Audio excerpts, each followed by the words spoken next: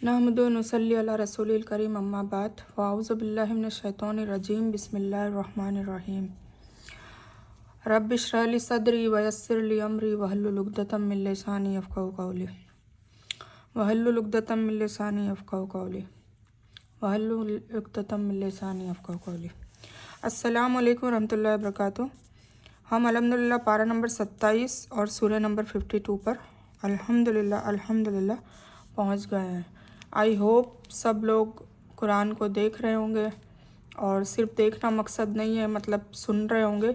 सुनना मकसद नहीं है, उससे इबरत भी हासिल कर रहे होंगे, नसीहत हासिल कर रहे होंगे, हिदायत पा रहे होंगे और उस पर अमल करना शुरू भी कर दिया होगा। कोशिश कर रहे होंगे अपनी नफ्स को मारने की, इब्लिस से लड़ने की, इब्लिस से बचने की इंशाअल्लाह, और अल्लाह के रसूल सल्लल्लाहु अलैहि वसल्लम की पैरवी करने की जद्दोजहद कर रहे होंगे इंशाअल्लाह। तो अल्लाह ताला हमको कहने और सुनने से ज़्यादा अमल करने की तौफीक अता फरमाए। आमीन सुम्मा आमीन रब्बिल आलमीन। तो हम शुरू करते हैं। औज़ु बिल्लाहि मिनश शैतानिर रजीम बिस्मिल्लाहिर रहमानिर रहीम। सूरह तूर मक्का में नाजिल हुई और इसमें 49 मतलब 49 आयतें और 2 रुकू है।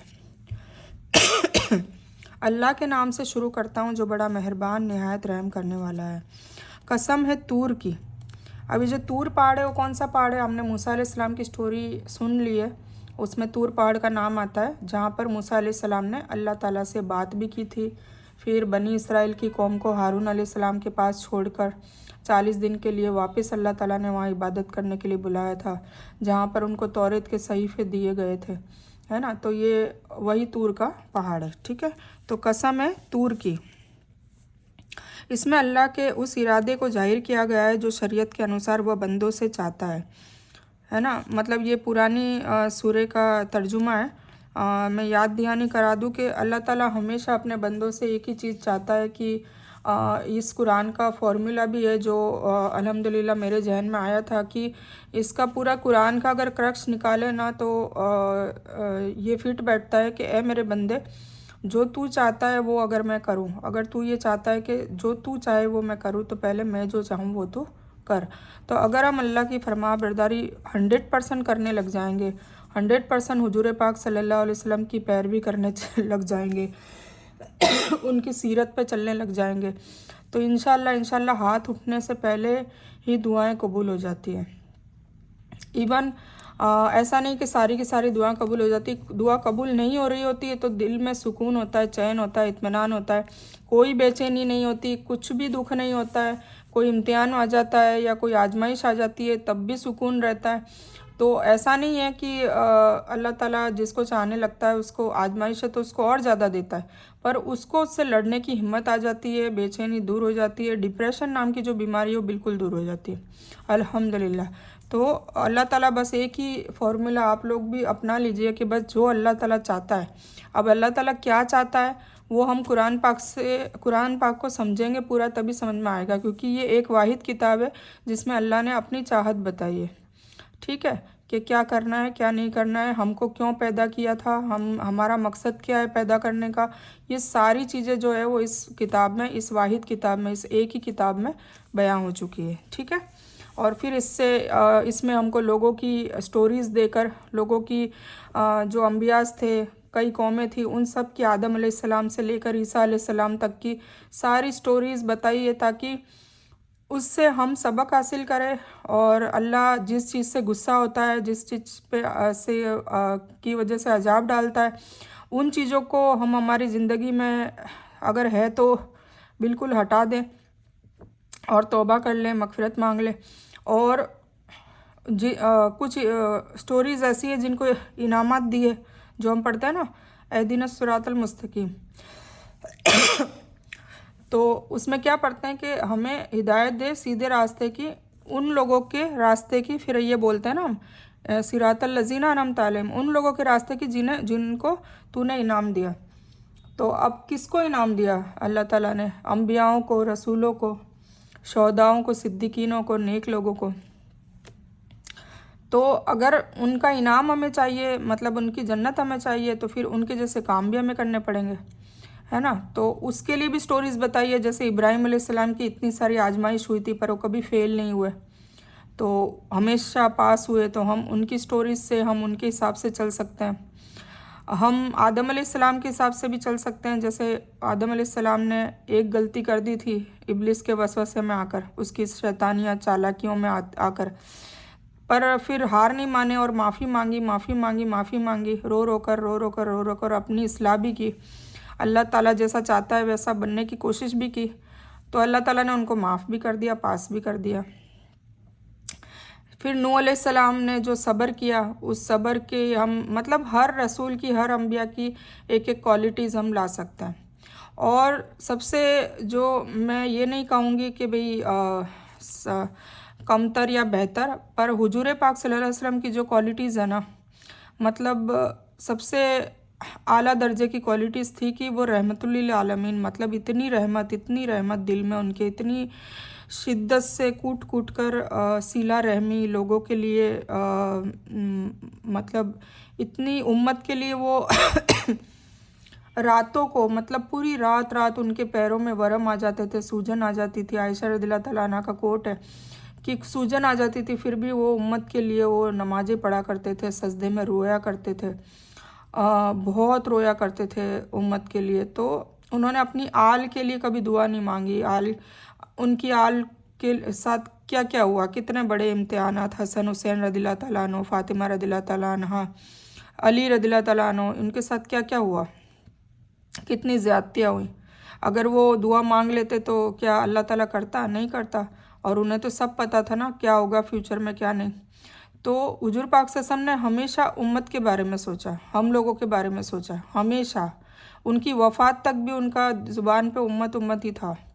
इवन मैदान हशर में भी वो उम्मती करेंगे। सिर्फ वो एक वाहिद शख्सियत होगी जो इनके ज़ुबान पर उम्मती होगा, अदरवाइज़ सभी के, चाहे आदम अलैहिस्सलाम से लेकर ईसा अलैहिस्सलाम तक रसूल होंगे, अम्बिया होंगे, फिर शहदा, सिद्दीकीन, नेक लोग या आम लोग, ख़ास लोग, सब के ज़ुबान पे नफ्सा नफ्सी होगा। नफ्सी मतलब मेरी खुद की जान, मैं खुद, अना मतलब खुद के लिए वो लोग घबराएंगे, खुद के लिए डरेंगे, खुद के लिए माफ़ी मांगेंगे, खुद के लिए सारा कुछ करने की कोशिश करेंगे, खुद को जन्नत में डालने की कोशिश करेंगे और सामने वाले को जहन्नम में डालने की कोशिश करेंगे। तो ये सब अफरा तफरी होगी मैदान हशर में।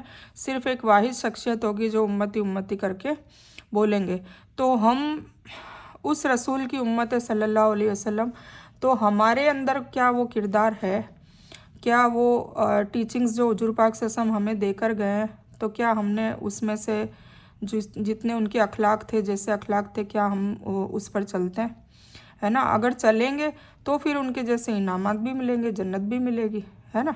तो आइए हम दुआ करते हैं कि अल्लाह ताला हम सबको तौफीक दे, उसकी समझ दे और उस पर अमल करने पे हमें साबित कदमी अता करे, आमीन। तो कसम है तूर की, तूर वह पहाड़ है जिस पर मूसा अलैहिस्सलाम ने अल्लाह से बात की थी, उसे तूर सीना भी कहा जाता है। अल्लाह ने उसके इसी अहमियत की वजह से उसकी कसम खाई है। फिर आता है और लिखी हुई किताब की, ठीक है, और झिल्ली के खुले हुए पन्नों में है, और आबाद घर की, और ऊंची छत की, और भड़काए हुए सागर की, बेशक आपके रब का अजाब होकर रहने वाला है। अब अल्लाह ताला कसम खाकर ये सारी चीज़ें कह रहा है, उसे कोई रोकने वाला नहीं। जिस दिन आकाश थरथराने लगेगा और पहाड़ चलने फिरने लगेंगे, उस दिन झुठलाने वालों की खराबी है जो अपनी बेहुदा बातों में उछल कूद कर रहे हैं। अब ये सारी चीज़ें, मतलब ये लिखी हुई किताब, मतलब ये कुरान पाक की कसम भी खाई है अल्लाह ताला ने, झिल्ली के खुले हुए पन्नों की खाई है, आबाद घर की, मतलब आबाद घर जो है वो बैत मामूर कहा जाता है। कुछ लोग उसको सातवें आसमान पर जो इबादत घर है जहाँ पर फरिश्ते इबादत करते हैं उसको कहते हैं, और कुछ लोग खाना काबा को कहते हैं। तो दोनों में ये है कि यहाँ इबादत घर फरिश्तों से इस तरह भरा रहता है कि रोज़ 70,000 फरिश्ते इबादत के लिए आते हैं, जिनकी फिर क़यामत तक दोबारा बारी नहीं आएगी, जैसा कि मेराज की हदीसों में बयान किया गया है। कुछ ने बैत मामूर से खाना काबा मुराद लिया है, जो इबादत के लिए आने वाले इंसानों से हर समय भरा रहता है, इसीलिए आबाद घर का है ना, मतलब भरा, हरा भरा। मामूर का मतलब है आबाद और भरा हुआ। और जो मोर का मतलब है गति और उथल पुथल, मतलब क़यामत के दिन क्या होगा, आकाश के जो आकाश की रचना करी हुई होगी ना, सब उथल पुथल हो जाएगी, जैसे तारे सेट किए हुए हैं सारा, मतलब अपनी अपनी आकाश गंगा और सब अपनी अपनी धुरी पे जैसे अल्लाह के इज़्ज़न से, अल्लाह के हुक्म से जो चल रहे हैं ना, वो सब उथल पुथल हो जाएगा। तारों की टूट फूट की वजह से जो बिखराव पैदा होगा उसको इन शब्दों से ताबीर किया गया है। और यह ऊपर बयान किए गए अजाब के लिए समय है, मतलब क़यामत का दिन ही बताया है।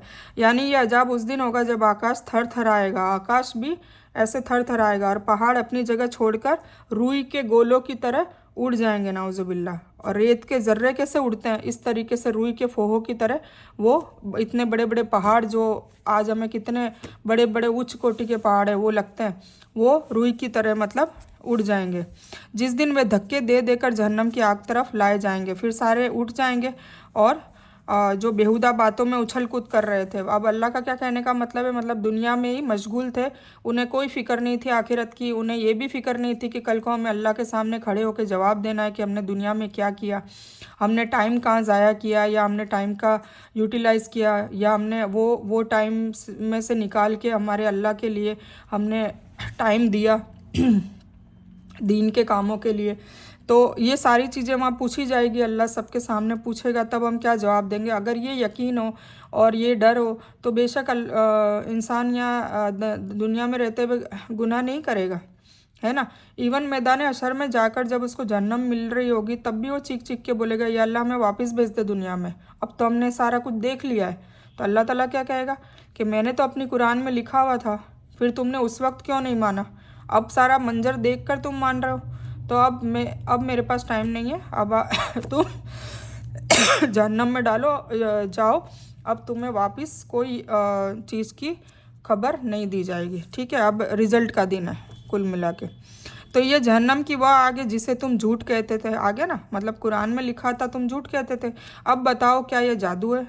मतलब जो लोग कहते थे, कुछ कौमों ने ये भी बोला अपने रसूलों को कि ये तो जादू है, दिखावा है, या तुम्हारी गढ़ी हुई बातें हैं, अलग अलग लक़बों से नवाजा था।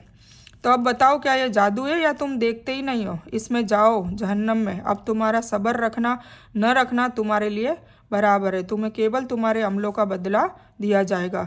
बेशक सदाचारी, फिर आया परहेजगार के बारे में जो तकवे वाले हैं, आया ना लिल इन्नल मुत्तकीन। और सूरह बकर में पहली आयत में क्या आया था, ज़ालिकल किताबुल ला रैब फीह हुदल लिल मुत्तकीन। तो मुत्तकीन को हिदायत मिलेगी तो फिर मुत्तकीन को जन्नत भी मिलेगी, आ गया ना जन्नत। तो तकवे वाले लोग जो होंगे, जो अल्लाह से डरते होंगे, अल्लाह से डर के उन्होंने गुनाहों को छोड़ रखा होगा, गुनाहों से बचते होंगे और नेकी में दौड़ लगाई होगी, वही लोग, बेशक वही लोग जन्नत में और सुखों में हैं। उन्हें जो उनके रब ने दे रखी है उस पर खुश है, और उन्हें उनके रब ने जहन्नम के अजाब से भी बचा लिया। तुम मज़े से अब खाते पीते रहो, मतलब वहाँ का माहौल बता रहे हैं जन्नत का कि अब तुम यहाँ अंदर दाखिल हो जाओ, अब खाते पीते रहो उन अमलों के बदले जो तुम किया करते थे धरती पे, ठीक है। बराबर बिछे हुए खूबसूरत तख्त पर तकिए लगाए होंगे, मसनद जैसे तकिए लगाए होंगे, और हमने उनकी शादी बड़ी बड़ी आँखों वाली हूरों से कर दी है। और जो लोग ईमान लाए और उनकी औलाद ने भी ईमान में उनका साथ दिया, हम उनकी औलाद को उन तक पहुंचा देंगे और उनके कर्मों से हम कुछ कम ना करेंगे। हर इंसान अपने अपने कर्मों का गिरवी है ना, जिसने जैसा काम किया होगा वैसा उसे बदला दे दिया जाएगा। और कुछ ईमान वाले ऐसे हैं, अल्लाह करे हम भी ऐसे ईमान वाले हो। रोज़ाना मेरी यही दुआ रहती है कि मेरे माँ बाप भी और मेरी औलाद भी, शौहर भी, सभी एक जन्नत में हो और सभी आमने सामने हो। ये दुआ आप भी मांगा करें, बहुत ज़रूरी है दुआ। जब मैदान हशर में इसकी अहमियत पता चलेगी तो मैं थोड़ा रोक के बता देती हूँ। मान लो कि किसी फैमिली में ये उन लोगों के लिए जो जन्नती होंगे, सारे जन्नती होंगे, ठीक है। जहन्नमी अगर कोई शख्स है तो उसका कोई वो मुझे नहीं पता, वल्लाहु आलम। पर अगर मान लो सबका फ़ैसला जन्नत में हो गया, पर वहाँ 7 जन्नतें होगी। अब किसी का जन्नतुल बकी में नंबर है, किसी का जन्नतुल मावा में है, कोई जन्नतुल फिरदौस में पहुँच गया। तो पूरी फैमिली में जो शख्स, जैसे मान लो किसी की बीवी पहुँच गई आला तरीन जन्नत में, या किसी का शौहर पहुँच गया, तो फिर उनके उनके जो मतलब खानदान वाले तो नहीं, मतलब बीवी बच्चे, तो वो उनके पुकारने से उनको वो दर्जे मिल जाएंगे उनकी वजह से। जैसे मूसा अलैहिस्सलाम की वजह से हारून अलैहिस्सलाम को नबी बना दिया था ना, वैसे ही वो जब आला तरीन जन्नत में होंगे तो उनकी वजह से जो निचली जन्नतों में उनके बच्चे होंगे, औलादे होगी, या शौहर की बीवी होगी, या बीवी का शौहर होगा, तो उन लोगों को आला तरीन जन्नत में उनकी वजह से बुला लिया जाएगा। कितनी अच्छी बात है, मतलब उनकी, ये लिखा है ना, उनकी औलाद को उन तक पहुंचा देंगे और उनके कर्मों से हम कुछ भी कम ना करेंगे। मतलब जो जो उन्होंने एक एक छोटी छोटी भी नेकी की होगी तो उसका बदला अल्लाह ताला देगा, अल्हम्दुलिल्लाह, क्योंकि वो बहुत बड़ा रहमान और रहीम है। अब एक दूसरे से मिले हुए जैसे कि सफ़ बस्ता या कुछ ने उसका मतलब बयान किया है कि आपस में आमने सामने होंगे। मतलब जन्नत में जो मसनद लगा के बैठेंगे ना, वो आमने सामने बैठे होंगे, जैसे मैदान जंग में सेनाएं आमने सामने होती है। और हम उनके लिए मेवे और मज़ेदार गोश्त की रेल पेल कर देंगे। कहाँ पर? जन्नत में। बहुत मतलब नेमत अल्लाह ताला देगा। खुशी के साथ वे एक दूसरे से शराब के प्याले की छीना झपटी करेंगे, जिस शराब के मज़े में न बेहुदा कलाम निकलेंगे और न पाप होगा। देखो एक चीज़ मैं आपको यहाँ पे वाज़े कर दूँ कि जो शराब जो निकाला है ना, मीनिंग शराब वो शराब नहीं है जो नशे वाली शराब होती है। मशरूब कहते हैं पीने की चीज़ को। तो शराब का मतलब है कि जैसे हम शरबत नहीं बोलते, हम शरबत बोलते हैं तो गुलाब का शरबत, केवड़े का शरबत, सभी के शरबत हम बोलते हैं ना। तो शरबत मतलब पीने वाली चीज़ है। तो शराब का मतलब यहाँ शराब लिया गया है, बल्कि शराब नहीं है, पीने की चीज़ें। मतलब बेहतरीन से बेहतरीन हर वक्त नई नई चीज़ें पिलाई जाएगी। जैसे नहरें बताइए शराब की, दूध की, शहद की। तो वो शराब का मीनिंग ये है कि पीने की चीज़ें, कोई भी पीने की चीज़ होगी, कभी क्या कभी क्या कभी क्या, ठीक है। तो वो मशरूब से जो रूट वर्ड शरब है उससे निकाला गया है, ठीक है। तो ये मैंने आपको क्लियर कर दिया। और उनके चारों तरफ सेवा के लिए बालक चल फिर रहे होंगे। मतलब फिर वहाँ पर खादिम भी हो गए, मतलब खिदमत करने वाले, गुलाम कह लो, तो वो होंगे जैसे कि वे मोती थे जो छिप कर रखे थे, और वो इतने खूबसूरत, इतने सुंदर होंगे। तो वो चारों तरफ खिदमत में लगे हुए रहेंगे और वे आपस में एक दूसरे की तरफ मुंह करके सवाल करेंगे, कहेंगे कि इससे पहले हम अपने घर वालों में बहुत डरा करते थे, तो अल्लाह ताला ने हम पर बड़ा एहसान किया और हमें तेज़ गर्म हवाओं के अजाब से बचा लिया। अब वो क्या गुफ्तगू करेंगे अपनी, मतलब दुनियावी ज़िंदगी, वल्लाहु अलम, लगता यही कि वही बताएंगे कि भाई हम हमारे घर में मैं बहुत साबरीन था, या मैं साबरीन थी, और जुल्म सहने के बावजूद भी मैंने लड़ाई झगड़े नहीं किए और अल्लाह पे भरोसा किया, तो आज देखो उसने उसके बदले जन्नत दे दी, है ना। तो वो इस तरीके से बातें करेंगे, कहेंगे कि इससे पहले हम अपने घर वालों में बहुत डरा करते थे, तो अल्लाह ताला ने हम पर बड़ा एहसान किया और हमें तेज़ गर्म हवाओं के प्रकोप से, मतलब जहन्नम से बचा लिया। और इससे पहले कि उसको पुकारा करते थे, हम इसके पहले ही उसको पुकारा करते थे, बेशक वह बड़ा एहसान करने वाला और बड़ा दयालु है। मतलब दुनिया में भी उसी को पुकारते थे, उसी से दुआ करते थे। उस शराब में दुनियावी शराब का असर नहीं होगा। अब ये मैंने शराब की बात ही बता दी कि शराब लिखना भी नहीं चाहिए था।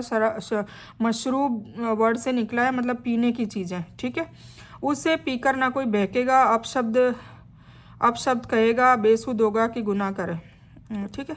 तो झुलसाने वाली गर्म हवा को कहते हैं, ये जो लिखा है ना कि अल्लाह ताला ने हमें गर्म हवाओं से बचा लिया।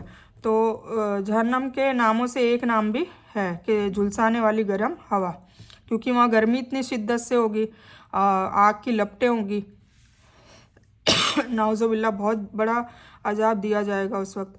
और केवल इसकी इबादत करते थे, मतलब वो बातें कर रहे हैं ना, तो ये कह रहे हैं कि हम अल्लाह ताला की ही इबादत करते थे दुनिया में, इसीलिए उसने जन्नत से नवाजा। उसके साथ किसी को साजी नहीं करते थे, मतलब कभी शिरक नहीं किया, है ना। तो ये देख लीजिए यहाँ पर शिरक वाला जो अमल है वो बिल्कुल नहीं करना है हमें दुनिया में, और शिरक पहले तो समझना है, ठीक है। अगर किसी को पर्सनली समझना हो कि शिरक क्या है और तौहीद क्या है ना, तौहीद और शिरक एक दूसरे के ऑपोजिट वर्ड है।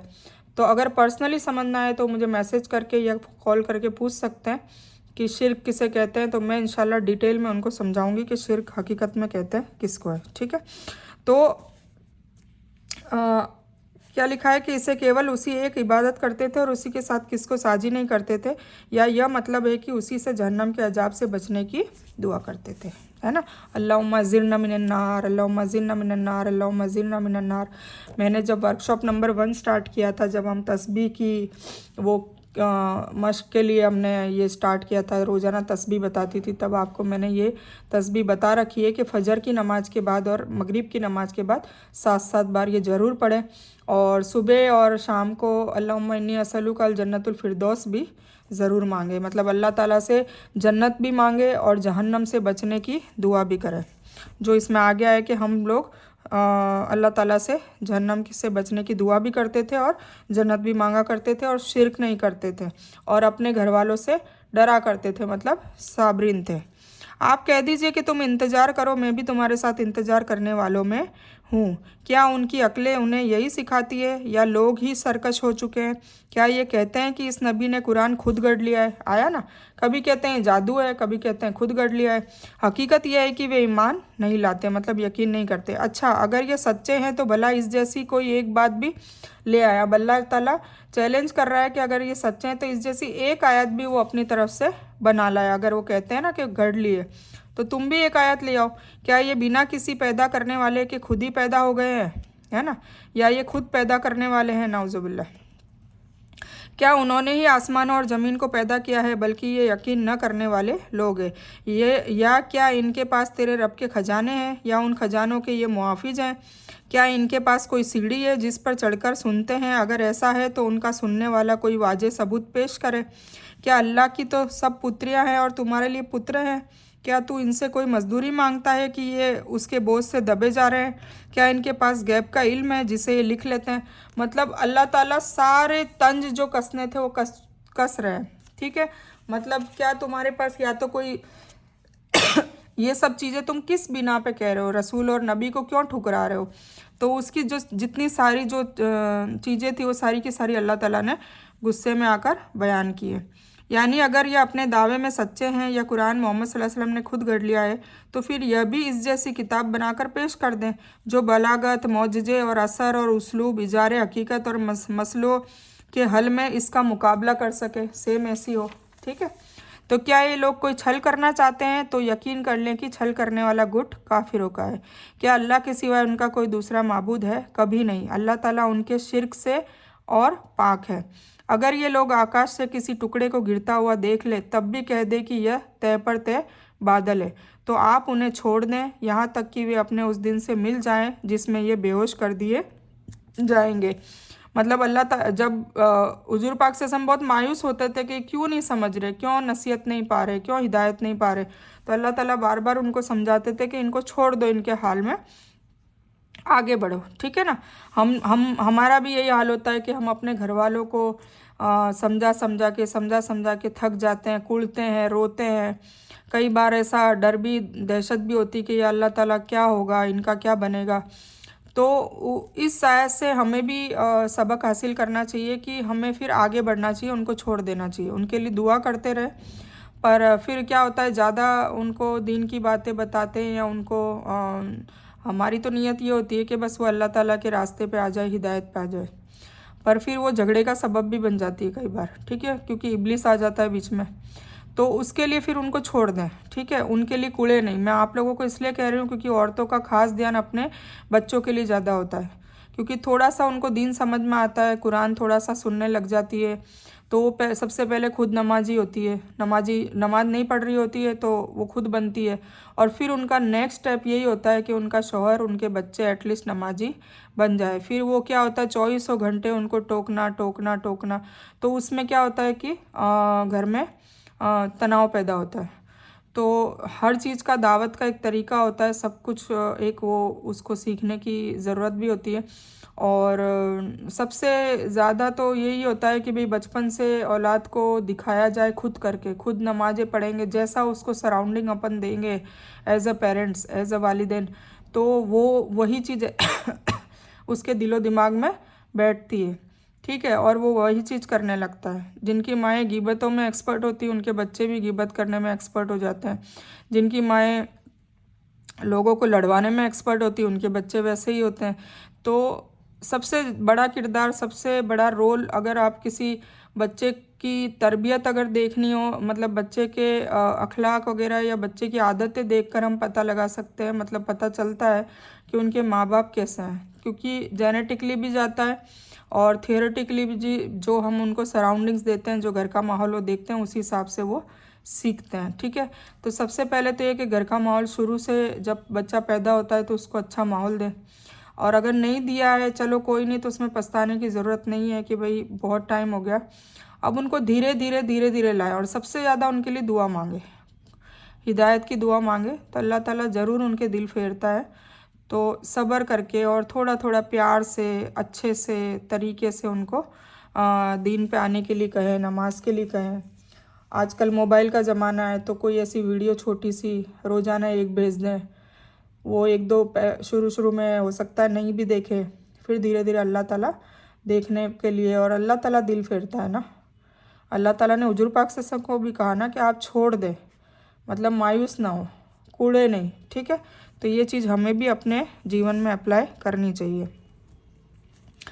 ये मैंने इसलिए क्या कहा है क्योंकि ये दर्स में कई बार औरतें मुझसे सवाल पूछती है कि हमारी औलादे, हम तो नमाज़ पढ़ते हैं अल्हम्दुलिल्लाह, या हमने नमाज़ शुरू कर दी है, अब हम 5 वक्ता नमाजी हो गए अल्हम्दुलिल्लाह, अब हमारे शौहर और बच्चे कैसे चालू करें, उसके लिए कुछ बताएं। कोई वजीफ़ा मांगता है, कोई क्या मांगता है, कोई तरीका मांगता है। तो मैंने सबको इसलिए बता दिया कि इसमें कोई वजीफ़ा और कुछ वो नहीं होता है। तो सबसे पहले तो ये कि माहौल दें, और अगर लेट हो चुके हैं तो उनको धीरे धीरे लाएं, है ना। 24 घंटे उनको टोकने की वो ना करें, उससे क्या होगा, वो हठधर्मी पे आ जाएंगे। ठीक है, क्योंकि ये तरीका अल्लाह ताला ने हुजूर पाक सल्लल्लाहु अलैहि वसल्लम को भी कहा है कि उनको छोड़ दें। तो बिल्कुल भी नहीं छोड़ना है, ऐसा भी नहीं है, क्योंकि हमारी जिम्मेदारी है हमारी औलाद की परवरिश और औलाद की तरबियत की। तो उन्हें कई तरीके हैं, जैसे मैंने अभी बताया, मोबाइल के थ्रू आप या फिर वो पास में बैठे हैं और मौका मिला तो कोई नमाज के हवाले से, रोज़े के हवाले से या कुरान के हवाले से कोई वीडियो स्टार्ट कर दें, उनके कानों में बात जाएगी, थोड़ी आज गई थोड़ी कल गई, ऐसे धीरे धीरे उनको असर आने लगेगा इंशाअल्लाह। ठीक है, और उनके लिए दुआ भी मांगे, जैसे माँ बाप के लिए रब्बिरहमुमा कमा रब्बयानी सगीरा है, और औलाद के लिए रब्बना हबलना मिन अजवाजिना ज़ुर्रिय्यातिना कुर्रता अयुन वजअलना लिलमुत्तक़ीना इमामा है। तो उनके लिए दुआएं मांगे तो इंशाअल्लाह ज़रूर दुआ कबूल होगी। ठीक है, तो हम आगे बढ़ते हैं। जिस दिन उन्हें उनकी चाल कुछ काम ना आएगी और ना वे मदद किए जाएंगे, मतलब जो हुजूर पाक सल्लल्लाहु अलैहि वसल्लम की बातें नहीं मानेगा, अब उसमें हम भी आ सकते हैं, है ना। तो हमें बचने की ज़रूरत है। बेशक जालिमों के लिए इसके सिवाय दूसरे अजाब भी हैं, लेकिन उन लोगों में से ज़्यादातर लोग अनजान हैं। तू अपने रब के हुक्म की इंतज़ार में सब्र से काम ले, बेशक तू हमारी आंखों के सामने है। और सुबह जब तू उठ, अपने रब की पाकी और हम्द का जिक्र कर, और रात को भी उसकी तस्बीह कर, और तारों के डूबते समय भी। ये हुजूर पाक सल्लल्लाहु अलैहि वसल्लम को हुक्म दिया जा रहा है। मुराद यह है कि अपने कुफ्रा और सरकशी से फिर भी नहीं रुकेंगे, बल्कि ढिठाई करते हुए कहेंगे कि यह अजाब नहीं बल्कि एक पर एक बादल चढ़ा आ रहा है, जैसा कि कुछ मौक़ों पर ऐसा होता है।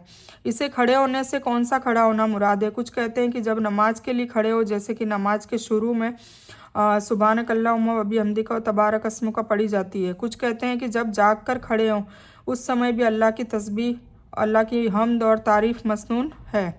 कुछ कहते हैं कि जब किसी बैठक से खड़े हों। ठीक है, अब ये कुछ भी मसनून रहा हो, वैसे तो ज़्यादातर नमाज की तरफ ही है। इससे मुराद क़यामुल लैल यानी तहज्जुद की नमाज, जो ज़िंदगी भर नबी सल्लल्लाहु अलैहि वसल्लम का नियम रहा है। हुजूर पाक सल्लल्लाहु अलैहि वसल्लम ने कभी नहीं छोड़ी तहज्जुद की नमाज को। ठीक है, तो सूरत तूर यहाँ पर ख़त्म होती है। मैं इस बयान को यहीं पर मुकम्मल करती हूँ। इस बयान में कुछ भी दीन की अच्छी और हक बात आई है और सिर्फ़ अल्लाह की तरफ से है, और बुरी या गलत बात जो गलती से और जज्बात में आकर मेरे मुंह से कुछ भी गलत वर्ड या कोई बात निकल गई हो तो वो मेरी तरफ से है, और मैं इस गलती की वजह से अल्लाह अज़्ज़ से और आप सभी लोगों से माफ़ी की तलबगार हूँ। मैं कोई आलिमा नहीं हूँ, मैं सिर्फ तालिब इल्म हूँ। अल्लाह मेरी कोशिश से आप सभी को सही नफ़े बख्श इल्म पहुँचाए, और मैं आप लोगों की हिदायत और हिकमत में सदका जारिया बनूँ, बस मेरी यही तमन्ना है। आमीन सुम्मा आमीन या रब्बल आलमीन। रब्बना आतीना मिन लदुनका रहमतन व हय्यि लना मिन अमरिना रशदा। अल्लाहुम्मा सल्लि अला मुहम्मद व अला आलि मुहम्मद कमा सल्लैता अला इब्राहीम व अला आलि इब्राहीम इन्नका हमीदुम मजीद। अल्लाहुम्मा बारिक अला मुहम्मद व अला आलि मुहम्मद कमा बारकता अला इब्राहीम व अला आलि इब्राहीम इन्नका हमीदुम मजीद। व आखिर दावाना अनिल हम्दुलिल्लाहि रब्बिल आलमीन।